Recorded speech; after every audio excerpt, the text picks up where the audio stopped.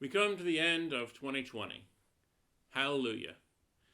Now, there are different ways in which that is being celebrated around the world, and there are many religious traditions that have to do with the end of the year.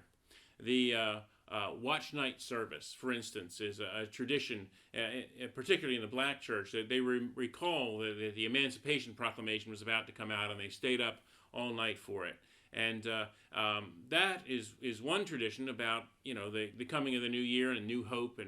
And the Wesleyans, though, had been doing that all the way back into the 1700s, and they got it from people before them, the Moravians.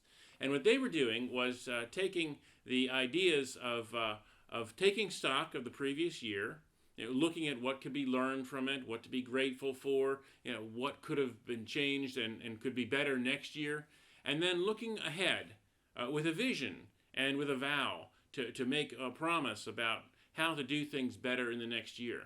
Now, I know that we have in America the tradition of New Year's resolutions, but somehow they don't quite have the teeth that they ought to have. So many folks end up breaking them, and I think that's because we haven't seriously taken stock of what has caused us to get to the point where we need to make this resolution. Where have we fallen short and allowed ourselves to get here? And how can we change the underlying attitudes that will allow us to better resolve in the future to do better? So here's just a little piece of what the Wesleyan Covenant service sounds like, which is a traditional service for the last day of the year. Commit yourselves to Christ as his servants.